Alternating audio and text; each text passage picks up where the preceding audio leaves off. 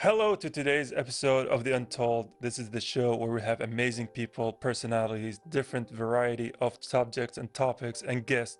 I'm your host, Abdullah Al-Hindiani. I'm joined by my colleague. Lujain Al-Athari, and today we have a guest who not only has an artistic side, but also is in the medical field. Her name is Dr. Maryam Shehab, and I'm amazed at how she managed to merge these two fields together. Yeah, honestly, because sometimes when you see people with multiple professions, one of them is, I wouldn't say easy, but it's manageable, right?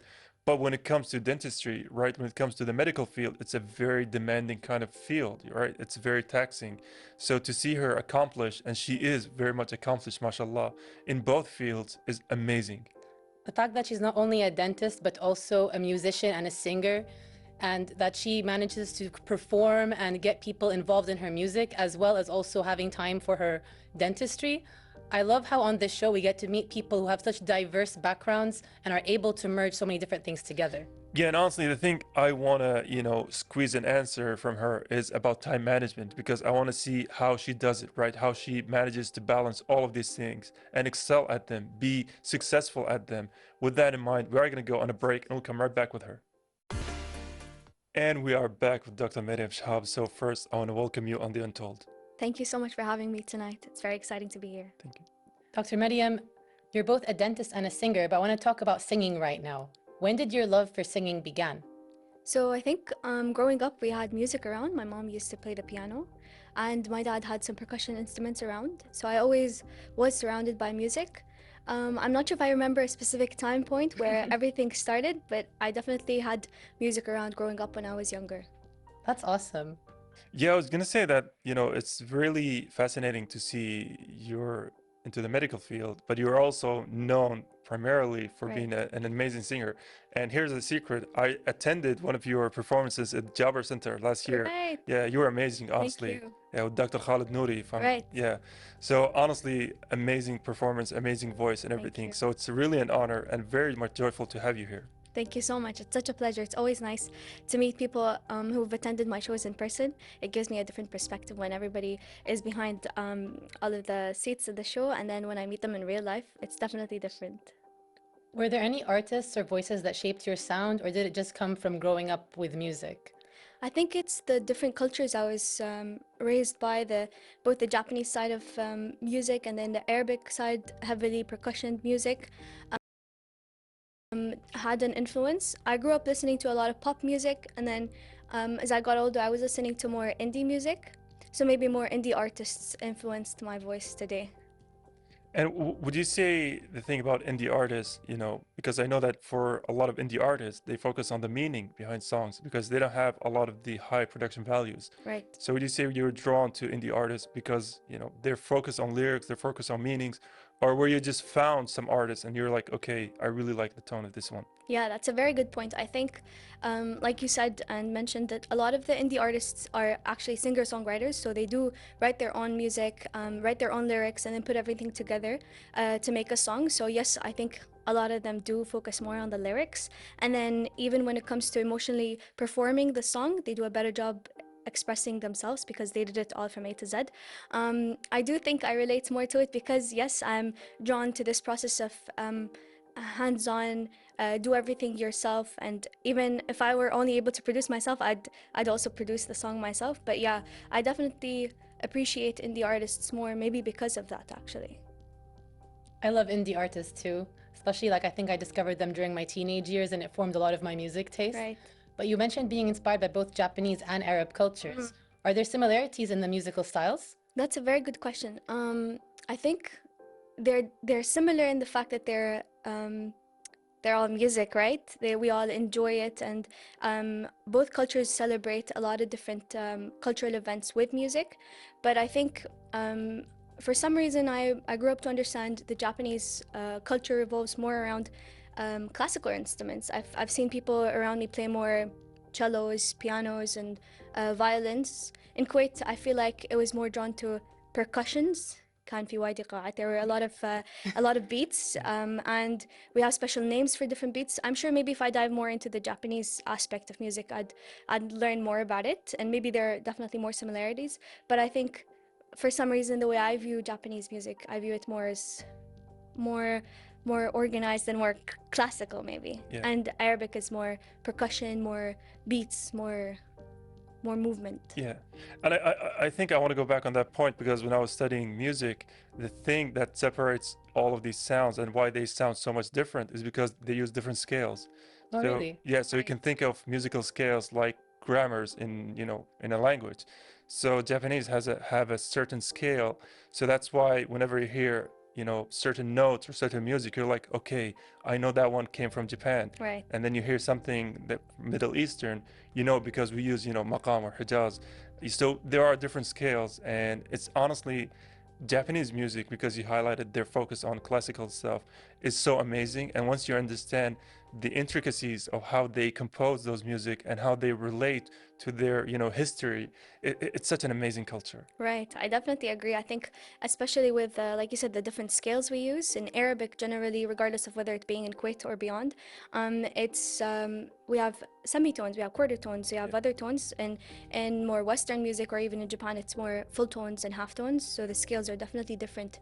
The music is at the end different. That's really interesting. I personally don't have any musical background beyond what I did in school. I love to enjoy music, but I'm not so good at like playing it. Abdullah, you have some history with that you got to play an instrument, the guitar. Well, I am still learning. During the Corona years, I took that opportunity to take online classes, and I have been going through that, for 5 straight years now. And it's something I got into later in life, still at the beginner stage. But yeah, music I found to be really fascinating subject, and to have an actual singer who honestly, when I heard her at the Jabbar Center, she sang without any instrument. I forgot what this section was called, but it was her sound alone, and honestly, it was amazing. Thank you so much. It's always nice to have people appreciate my art. Thank you. Thank you. Speaking of singing, do you remember the first time you ever sang in front of a crowd? It would be tough to actually mention if it was a real crowd or not, but yeah, but because I used to sing a lot at home, and I used to sit my family members and go performing. So I think maybe the first ever performance was for my family, and internally at home, I definitely sang a lot. But I think I also did singing in school. I did a lot of singing in middle school. We had music competitions, and yeah, I found every opportunity I could sing at and perform at, and I enjoyed it. And so how do you prepare for a performance? Because I know a lot of artists have their own rituals, their own, routine to go for before a performance. So do you have anything in particular? That's a good question. So it really depends if the performance is if I'm performing my own music, or if it's something like what we did earlier. I was performing with Cartoon Orchestra, Scene Productions, and Studio in Kuwait. And in Qatar, when it's a different production, that's not my music, I feel like the preparation for it is different. I generally like to do some jumps behind stage. I feel Really? like, yeah, I feel like I can sync my beats properly with my heart, because I become nervous, and sometimes raising my heart. I actually understood the scientific background behind it. They say that when you're doing some jumps and some physical activities, you trick your mind into thinking you're working out, and so you're not nervous because you're performing something, but rather you're just doing a little workout, And so I do some jumps. I like to do some breath work behind stage, and then I like to go over my lyrics. A lot of people are like, don't go over your lyrics to revise your lyrics, but I think going over them makes me assured that I'm not going to forget any part. That's actually so cool, because I was going to ask you if you felt nervous before performing in front of large crowds, different from your family where you know everybody and you feel more comfortable. But to be on stage in front of so many people you don't know, and like the pressure rises, I was going to ask if you felt any anxiety. Definitely. So the fact that you do these jumps and other things, I think that's amazing, and more people should learn about the science behind this. Definitely. It's sometimes it's even related to the amount of people, If you're performing to a smaller crowd, it makes you feel like, okay, we're just a small group. But then the bigger the group, you feel like there are more people watching, more attention, and sometimes the energy of the crowd is also different. And I've experienced this firsthand in this last or previous show. The energy of the crowd is so, so huge. Everybody was so happy. People were whistling and shouting it from the very start, and I feel like that also tends to be up a little, But I definitely enjoy all aspects of it, even when I'm nervous.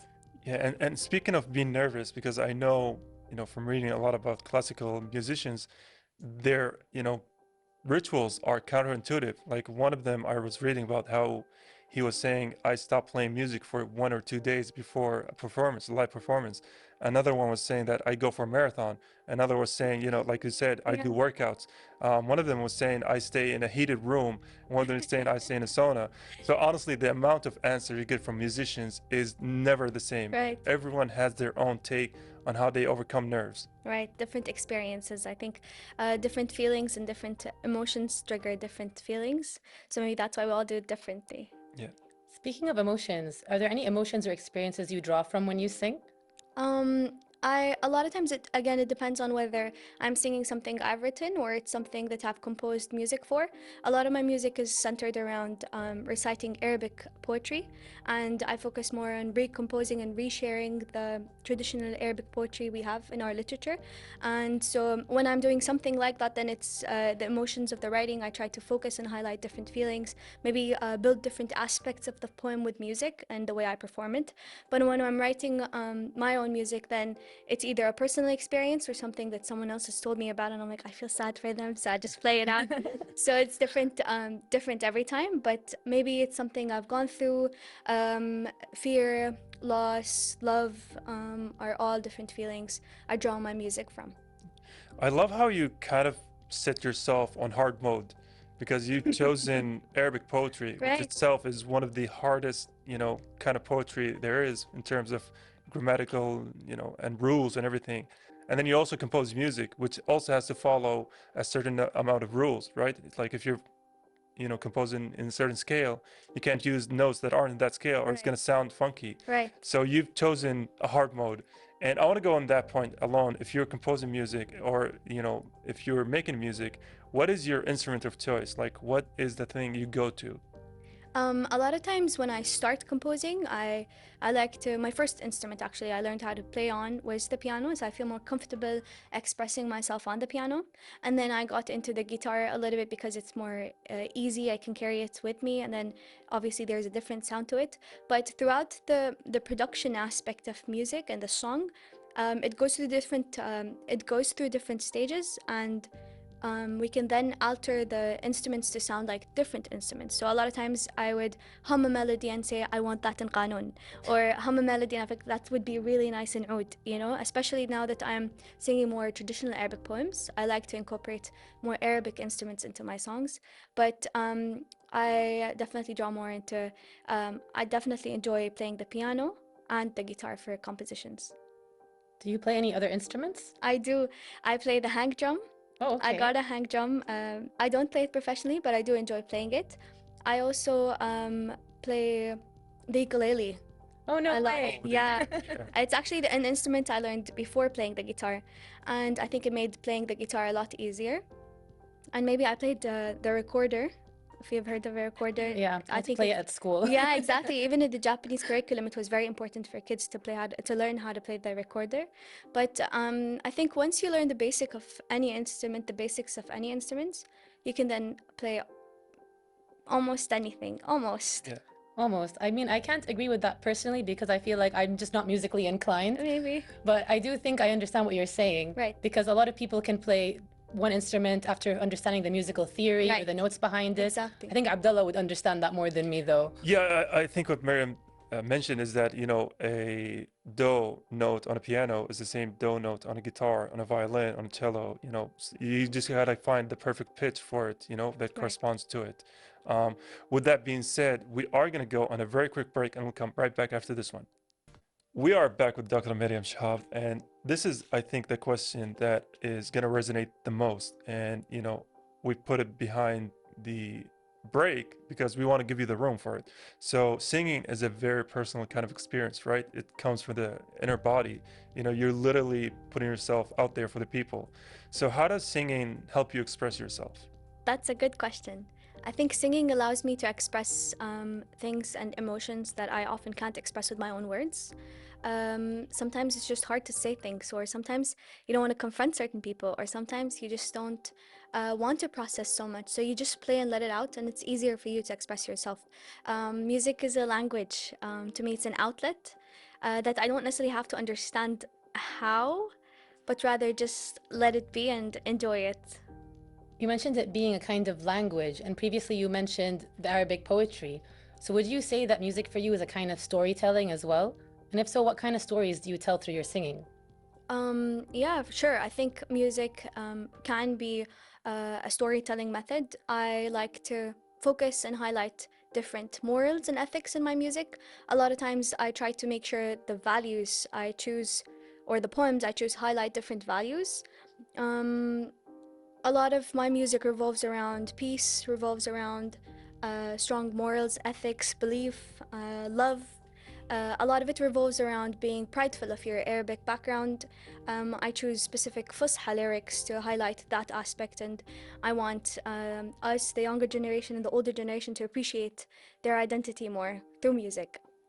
Yeah, and honestly, the thing that is so bothersome, because I did mention before that I like writing and I have written a few things. And the thing that really worries me every time I go to the book fair is how much people have forgotten about Fusha, which is such a beautiful language, right? Our Arabic language has so many meanings. You can use so many words, the analogies, the metaphors you can use. I don't think any other language comes even close to it. And really, honestly, it's so amazing that you just said that you try to emphasize the idea of Fusha and poetry, Arabic poetry, in your singing and in your music and your compositions. That's really amazing. Definitely. It started as a social responsibility. At first, I was composing music for fellow classmates to memorize a school poem we had to memorize and recite for points and grades. And then I graduated high school, and I kept receiving requests from people to compose their school poems. And what was once a personal homework became a societal thing, and that expanded and crossed borders. We have people from the GCC asking, from different countries in the GCC, asking for their poems to be sang so that they could enjoy singing them. And it's beautiful to see the ripple effect of how small acts like that can ripple to bigger audience. It's beautiful. I appreciate that too. I agree. I think that's a really wonderful thing that you do. And the fact that you manage to create this fusion between culture and music, and it connects all kinds of people, leads me to ask you as well, because I know that you're a dentist. So how do you balance singing and dentistry? Because dentistry is quite a demanding job, I must feel. It is definitely challenging. I do, however, think a lot of times it has complemented my work. When I'm tired and I'm done for the day, or when I've been studying all day, especially when I was doing my undergrad, I'm so tired and I just need a break. And just sitting on the piano, on the keyboard, helps me release my stress.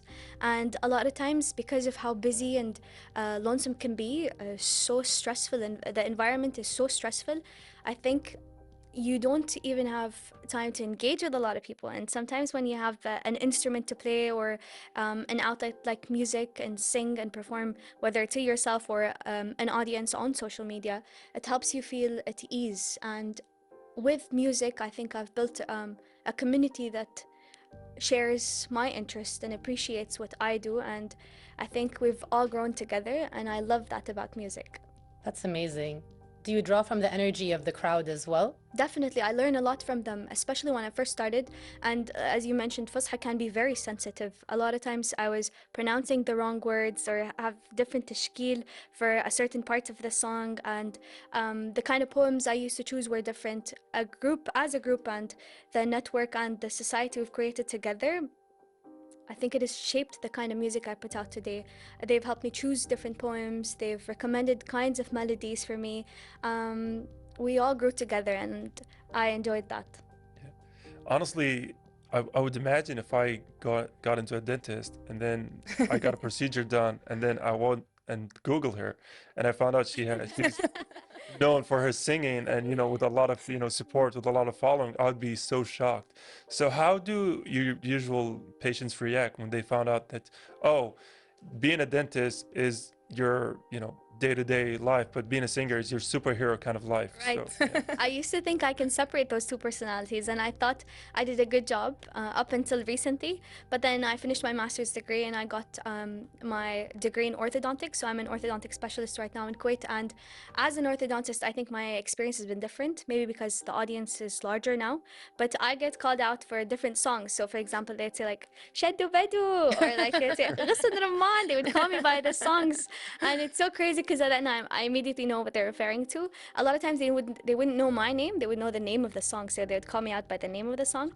But it's been nice because I think For patients to understand and to see the human aspect of a doctor is sometimes humbling for me, and also breaks that very formal barrier that we're automatically imposed. And I feel like patients are more comfortable when they're around someone they already know. Even though I don't know all the people that follow me on social media, I feel like because they already are acquainted to my personality, they come with a lot of ease to the appointments. And I think it's nice, you know, I enjoy that aspect of my work when people know my music already.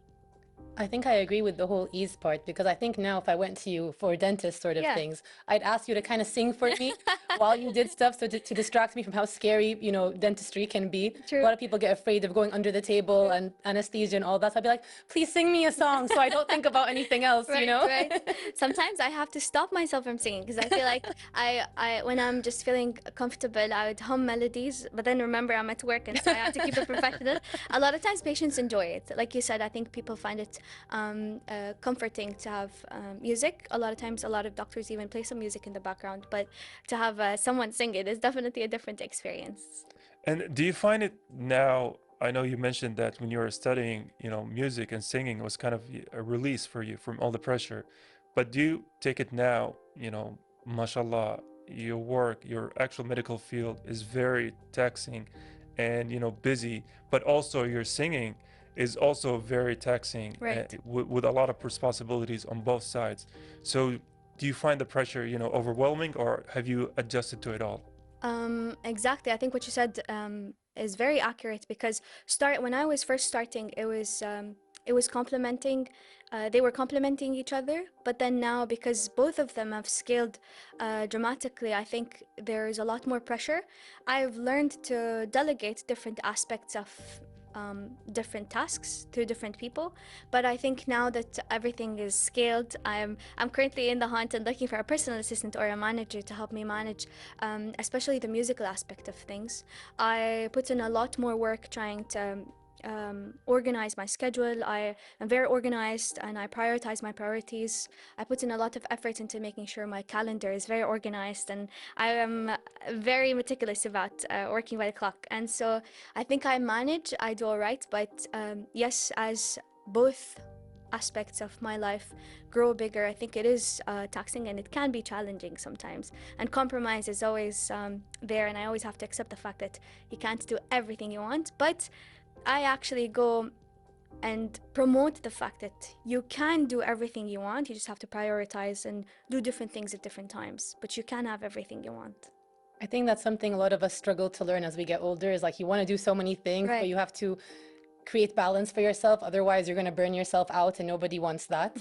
But considering that you picked two very different fields that are both challenging in their own way, would you say that would you say that they helped you with each other? Like, do you think dentistry helped you with singing in some way, or the discipline from it or something? Yeah, I think the similarities in both do help each other.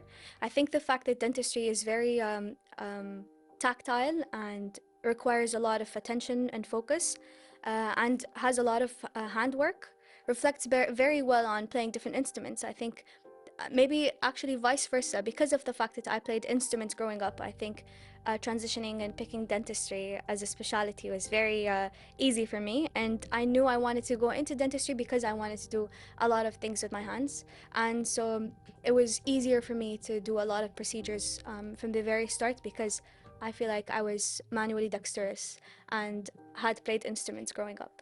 That's so cool. It's not something I would have ever considered. And it makes a lot of sense because you're using your fingers for everything. So it's all very detail oriented. Exactly.